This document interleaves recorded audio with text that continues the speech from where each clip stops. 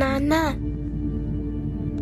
నాన్న ఏదైనా కట్ చెప్పు నాన్న. బంగారం లేట్ అయింది, పడుకోమ్మా.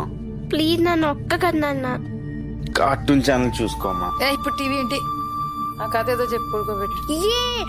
నాన్న చెప్పు నాన్న, నాన్న చెప్పు నాన్న. సరే. అనగనగా ఒక ఊళ్ళో ఒక రాజు ఉన్నాడంట.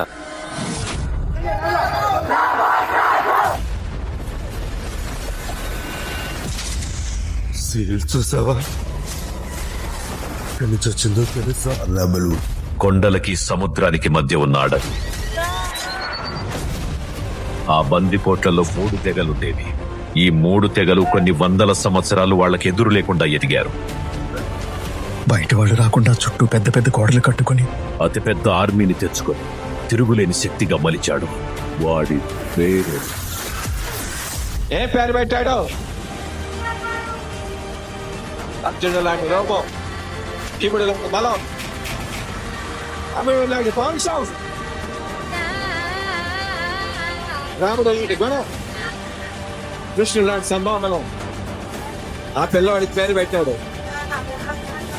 వాడి పేరు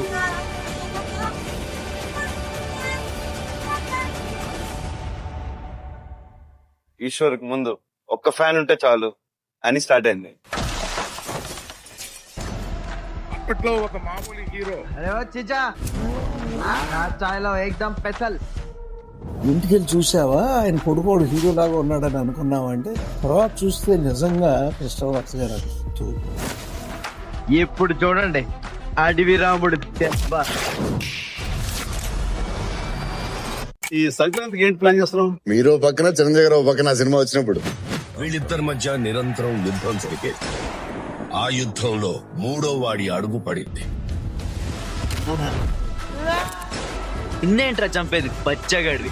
మెగాస్టార్ ని, గాడ్ ఆఫ్ మాసెస్ ని వెనక్కి నెట్టి విన్నర్ అయిన రెబల్ స్టార్ నా వెంట్రుక్ కూడా పీకలేడు. కుంభస్థలం బద్దలు కొట్టి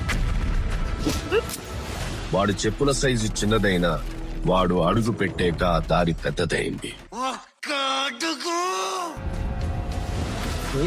బాగా ఉండదు.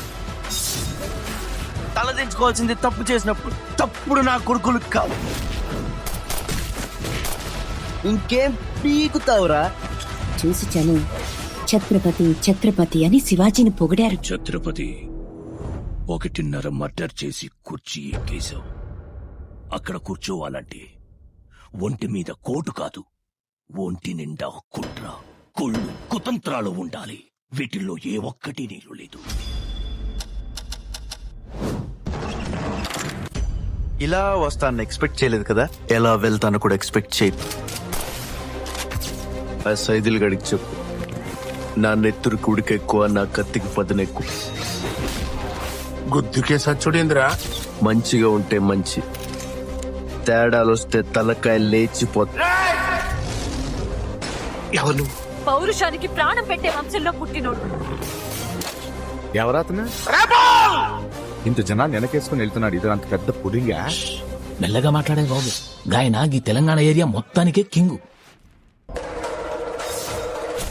ఇప్పుడు విజయ్ ఎలా ఉన్నాడు? అడిగేంటంటే ఇప్పుడే షోరూమ్ లో తీసిన పండ్లో ఉన్నాడు. ఈ బండి చూసావా?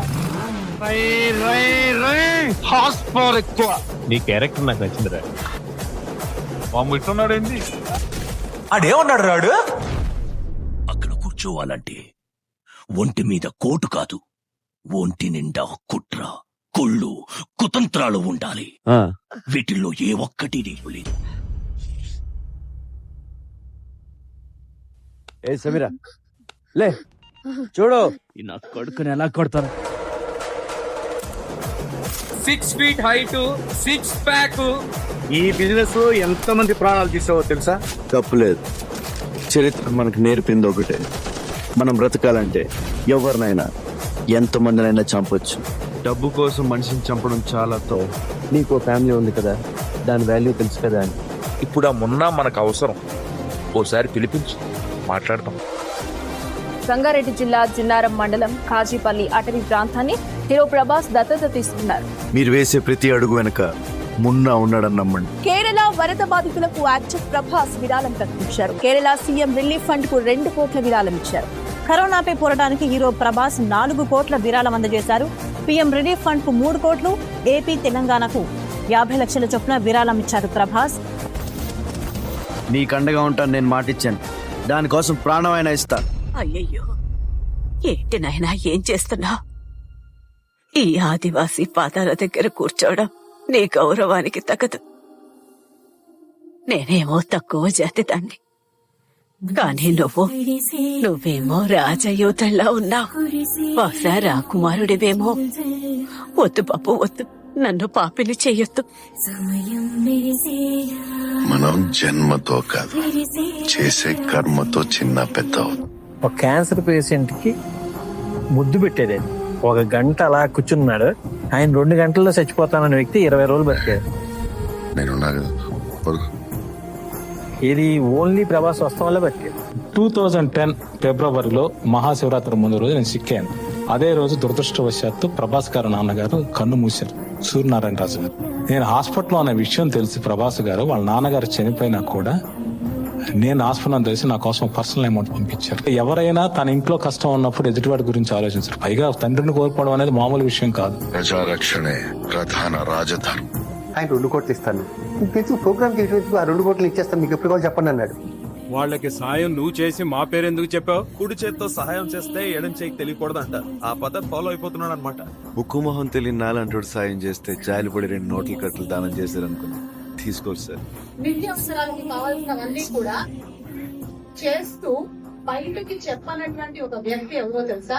డార్లింగ్ ప్రభాస్. జరిగింది. న్యూస్ మాత్రం 3 పేజీల సబ్బు పెట్టే సైజులో పడ్డది.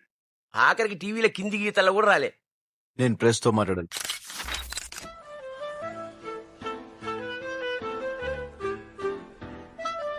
నేనేం ఆడతాను ప్రతిదీ ఎప్పుడు ఒకటే స్టైల్ కదా ఉంది, పెద్ద ఎక్కువ మాడడం రాదు. నేను మాట్లాడు lazy, shy and can't meet people. So 3 problems I have. I think about it like, why am I in this field? Am I right or wrong?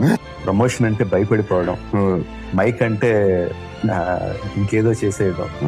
What would you like to say something in Hindi? Jai Hind. Stop. She stop. Thanks Lord. ఏదో tablet వేసుకున్నాను sir, మర్చిపోతాను. ఇంత good bye అంత bad boy లా ఎలా చూపించారు? నేను మాసే.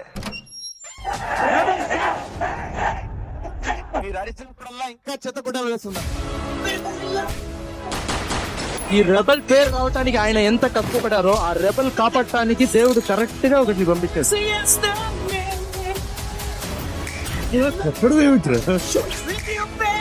అతకి మాట దెబ్బకి దెబ్బ, తలకి తల. పులి కడుపుల మూల ముంచులయ్యా.